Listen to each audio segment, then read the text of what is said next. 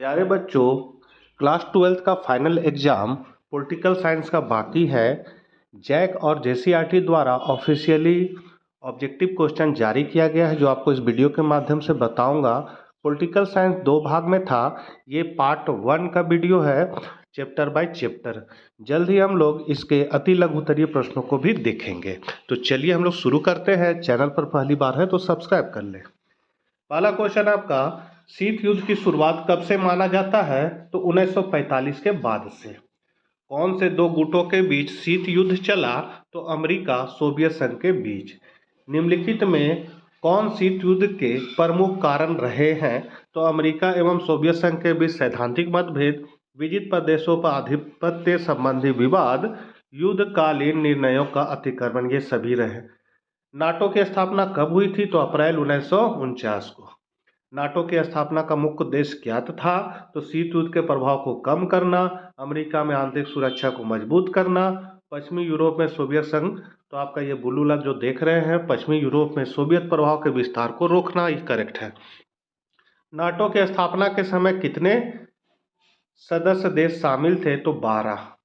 Cuba missile संकट के समय अमेरिका के राष्ट्रपति कौन थे? तो जॉन एफ कैनेडी। शीत युद्ध के समय शक्ति के कितने केंद्र थे? तो 2। सोवियत संघ में साम्यवादी शासन की स्थापना कब हुई? 1917। 1917 में रूस में साम्यवादी राज्य की स्थापना किसने की थी? तो लेनिन ने। ये बहुत इंपॉर्टेंट क्वेश्चन है बच्चों, बार बार पूछता है। क्यूबा के मिसाइल संकट के समय सोवियत संघ के प्रधानमंत्री कौन थे? तो निकिता क्रुश्चेव। नाटो से संबंधित कौन सा विकल्प सही है? तो उत्तर अटलांटिक संधि संगठन। किसके प्रयास से गुट निरपेक्षता की नीति अस्तित्व में आई? तो Jawaharlal Nehru, Gamal Abdul Nasser, Marshal Joseph Broz Tito और उपयुक्त सभी। तो सभी के। मार्शल योजना क्या थी? तो यूरोप के देशों को पुनर्निर्माण हेतु अमेरिकी सहायता। शीत युद्ध का चरम बिंदु किसे माना जाता है? तो क्यूबा मिसाइल संकट को। प्रथम गुट निरपेक्ष सम्मेलन के अध्यक्ष कौन थे? तो मार्शल टीटो। किस देश में नाटो ने अमेरिकी नेतृत्व का विरोध किया? फ्रांस ने। गुट निरपेक्षता की नींव रखने में किस भारतीय नेता का प्रमुख योगदान था? जवाहरलाल नेहरू। गुट निरपेक्ष देशों का शिखर सम्मेलन नई दिल्ली में कब आयोजित किया गया था? तो 1969 में। पूर्व बनाम पश्चिम का संबंध किससे है? तो शीत युद्ध से। यहाँ से आपका चैप्टर 2 से है। बर्लिन की दीवार कब बनी थी? 1965। सोवियत संघ कितने गणराज्य को मिलाकर बना था? 15। सोवियत संघ में किस पार्टी का शासन था? तो कम्युनिस्ट पार्टी। सोवियत संघ में शामिल देश को क्या कहा गया है? तो दूसरी दुनिया। सोवियत संघ का विघटन कब हुआ? 1991। सोवियत संघ के विघटन के बाद उसकी सुरक्षा परिषद की अस्थायी सदस्यता किसे दे दी गई? तो रूस को। बर्लिन की दीवार को किसने गिराया था? आम जनता ने। 1951 में सोवियत संघ के विघटन के उपरांत कौन सा देश महाशक्ति के रूप में उभरा? अमेरिका। सोवियत अर्थव्यवस्था की प्रकृति के बारे में कौन सा कथन गलत है? तो जनता की आर्थिक आज़ादी थी, ये गलत है। सोवियत संघ के विभाजन के बाद रूस का प्रथम निर्वाचित राष्ट्रपति कौन था? तो येल्त्सिन। ब्रेजनेव किस देश के राष्ट्रपति थे? सोवियत संघ के। स्टालिन संविधान कब लागू हुआ? 1936। ग्लानोस्त व पेरेस्त्रोइका के मंत्र किसने दिए? तो गोर्बाचोव ने। दूसरी दुनिया के देशों में किस प्रकार के देश आते हैं? तो साम्यवादी देश। पूर्व साम्यवादी देशों ने कौन सी व्यवस्था अपनाई थी? तो उदारवादी। खुरवेचो ने 1955 में किसे भारत का भिन्न अंग बताया है? तो गोवा को। यहाँ से आपका चैप्टर 3 है। किस अमेरिकी राष्ट्रपति ने नए विश्व व्यवस्था का चित्र प्रस्तुत किया? तो जॉर्ज बुश ने। 1996 में तालिबान ने किस राज्य में अपना शासन स्थापित किया, जिसे 2001 में अमेरिका ने मिटा दिया? तो अफगानिस्तान। भारत के किस प्रधानमंत्री ने अमेरिका के साथ असैनिक कार्यों के हितों परमाणु समझौतों का सबल समर्थन किया? तो मनमोहन सिंह। किस देश ने 2003 में संयुक्त राष्ट्र संघ की अपेक्षा करके इराक पर आक्रमण किया? अमेरिका। किस देश के साथ संबंध स्थापित करके अमेरिका ने अपनी शक्ति को बहुत बढ़ाया, जिससे एक ध्रुवीयता की प्रवृत्ति उभरी? तो चीन। नाटो की स्थापना किस वर्ष हुई? 1949। अमेरिका के वर्ल्ड ट्रेड सेंटर पर आतंकवादियों का हमला कब हुआ? 11 सितंबर 2001। ये भी क्वेश्चन पूछता है बच्चों। संयुक्त राज्य अमेरिका में कुल कितने राज्य हैं? 50। विश्व को इंटरनेट की सुविधा किस देश की देन है? संयुक्त राज्य अमेरिका। संयुक्त राज्य अमेरिका के वर्तमान राष्ट्रपति कौन है? Joseph Robinette Biden. परमाणु अप्रसार संधि पर किस देश ने हस्ताक्षर नहीं किया? भारत। द्वितीय विश्व युद्ध में अमेरिका ने जापान के किस शहर पर परमाणु बम गिराया था? तो नागासाकी। निम्न में से किस देश ने खुले द्वार की नीति अपनाई? चीन।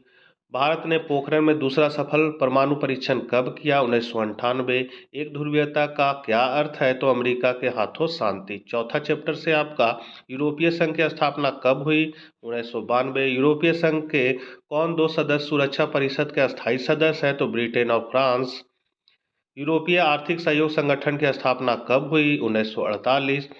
यूरोपीय आर्थिक समुदाय की स्थापना कब हुई? तो 1947। 1957। यूरोपीय संघ के दो सदस्य देश ब्रिटेन और फ्रांस किसके अस्थायी सदस्य थे? तो सुरक्षा परिषद के। यूरोपीय संसद का पहला प्रत्यक्ष चुनाव कब हुआ? तो 1979। जर्मनी का एकीकरण कब हुआ? अक्टूबर 1990। निम्नलिखित में कौन सा देश परमाणु शक्ति संपन्न नहीं है? नेपाल। नई मुद्रा यूरो को जनवरी 2002 में कितने देशों ने अपनाया था? तो 12 देशों ने। सन 1949 में यूरोपीय परिषद की स्थापना क्यों हुई थी? तो राजनीतिक सहयोग। यूरोपीय संघ 2005 ईस्वी तक दुनिया का सबसे बड़ी आर्थिक व्यवस्था बन गई। किसने खुले द्वार की नीति अपनाई? चीन ने। यूरोपीय संघ के झंडे में सितारों की संख्या 12। यूरोप में यूरोपीय संघ और एशिया में आसियान का उदय किस रूप में हुआ? तो शांतिपूर्ण एवं सहकारी व्यवस्था के क्रम में। सन 1978 ईस्वी में ओपन डोर मतलब खुले द्वार की नीति किसने चलाई? तो देंग शाओपिंग ने। आसियान वे या आसियान शैली क्या है? तो आसियान सदस्यों के अनौपचारिक और सहयोगपूर्ण कामकाज का स्वरूप। निम्नलिखित में कौन आसियान का सदस्य है? तो इंडोनेशिया। साम्यवादी चीन का उदय कब हुआ? तो 1949। एशिया का वह कौन सा देश है जो अकेले G7 का सदस्य है? जापान। चैप्टर 5 से बच्चों, तो दक्षिण एशियाई देशों में सबसे बड़ा देश कौन है? भारत। दक्षिण एशियाई देशों में सैनिक शासन सबसे पहले किस राज्य में स्थापित हुआ? पाकिस्तान। दक्षेस का पहला सम्मेलन कहाँ हुआ था? बांग्लादेश। दक्षेस में कुल कितने सदस्य हैं? तो 7। 1972 में शिमला समझौता किन दो देशों के बीच हुआ? भारत और पाकिस्तान। लिट्टे किस देश में एक आतंकवादी संगठन है? ये क्वेश्चन भी बहुत पूछता है बच्चों। तो श्रीलंका। दक्षेस की स्थापना कब हुई? 1985। बांग्लादेश को भारत ने कब मान्यता दी? 1971। निम्नलिखित में कौन सार्क का सदस्य नहीं है? तो इंडोनेशिया। सार्क 1985 में स्थापित किया गया था। इस संगठन का पूर्ण रूप क्या है? तो दक्षिण एशियाई क्षेत्रीय सहयोग संघ। निम्नलिखित में कौन से देश में राजतंत्र, लोकतंत्र समर्थक समूहों और आतंकवादियों के बीच संघर्ष के कारण राजनीतिक अस्थिरता का वातावरण बना हुआ था? तो नेपाल। निम्न में कौन चारों तरफ भूमि से घिरा हुआ देश है? नेपाल। दक्षिण एशिया का वह देश जिसने सबसे पहले अपनी अर्थव्यवस्था का उदारीकरण किया? तो श्रीलंका। निम्न में कौन से देश में सेना और लोकतंत्र समर्थक समूहों के बीच संघर्ष में सेना ने लोकतंत्र के ऊपर बाजी मारी? पाकिस्तान। दक्षिण एशिया के केंद्र में अवस्थित कौन से देश की सीमाएं दक्षिण एशिया के अधिकांश देशों से मिलती है? भारत। चैप्टर 6 से है आपका बच्चों, तो संयुक्त राष्ट्र संघ कब अस्तित्व में आया? तो 24 अक्टूबर 1945। अंतर्राष्ट्रीय न्यायालय कहाँ स्थित है? हेग में। वर्तमान में संयुक्त राष्ट्र संघ के महासचिव कौन है? तो एंटोनियो गुटरेस। संयुक्त राष्ट्र संघ की सुरक्षा परिषद में कुल कितने सदस्य हैं? 15। विश्व व्यापार संगठन की स्थापना कब हुई? 1995। ये क्वेश्चन भी बहुत पूछता है बच्चों। भारत संयुक्त राष्ट्र संघ का सदस्य कब बना? 1945। संयुक्त राष्ट्र संघ का सबसे बड़ा अंग कौन है? सुरक्षा परिषद। अंतर्राष्ट्रीय मुद्रा कोष का मुख्यालय कहाँ है? वाशिंगटन में। निम्न में कौन सुरक्षा परिषद का स्थायी सदस्य नहीं है? इटली। संयुक्त राष्ट्र संघ के कितने अंग हैं? 6। मानव अधिकार परिषद की स्थापना कब हुई? 2006। एमनेस्टी इंटरनेशनल का संबंध किससे है? तो मानव अधिकार से। ये भी क्वेश्चन इंपॉर्टेंट है बच्चों। क्यूबा संकट किस वर्ष हुआ? 1962। वीटो के प्रावधान का फैसला किस सम्मेलन में किया गया? तो याल्टा। परमाणु अप्रसार संधि कब अस्तित्व में आई? 1968। सातवां चैप्टर है संयुक्त राष्ट्र संघ के चार्टर में किस व्यवस्था को स्थान दिया गया? सामूहिक सुरक्षा। दो महाशक्तियों की भूमिका में ने कौन सी स्थिति पैदा की जिससे तीसरा महायुद्ध घटित न हो सका? तो आतंक का संतुलन। किस संधि ने परमाणु परीक्षणों को पूर्णतया वर्जित किया? तो व्यापक परीक्षण प्रतिबंध संधि। शांति हेतु एकजुट हो जाओ योजना का प्रस्तावक कौन था? तो डीन अचेसन। नव उपनिवेशवाद पदबंध किसने गढ़ा? तो धाना के कामरे नक्रमा।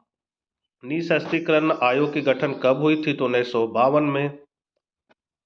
नक्षत्र युद्ध कार्यक्रम किस देश ने अपनाया? संयुक्त राज्य अमेरिका। शांति निर्माण की विधि का प्रयोग सबसे पहले कहाँ हुआ? तो कांगो के गृह युद्ध में। निम्नलिखित में से नाटो का सदस्य देश कौन सा नहीं है? भारत। कितने देशों द्वारा जैविक हथियार समझौतों BWC पर हस्ताक्षर किए गए? तो 155। किसने कहा था कि हम संयुक्त राष्ट्र के बिना आधुनिक विश्व की कल्पना नहीं कर सकते हैं? तो जवाहरलाल नेहरू। शीत युद्ध कब आरंभ हुआ? तो द्वितीय विश्व युद्ध के बाद। सुरक्षा धारणा के तहत रासायनिक हथियार संधि कब हुआ? तो 1995 में। मानवता की रक्षा का व्यापक अर्थ है अभाव और भय से मुक्ति। सुरक्षा धारणा के तहत जैविक हथियार संधि किस वर्ष संपन्न हुए? तो 1972 में। विश्व राजनीति में प्रत्येक देश की सुरक्षा का दायित्व व्यवहारिक रूप से किसे करना पड़ता है? तो स्वयं प्रत्येक देश को।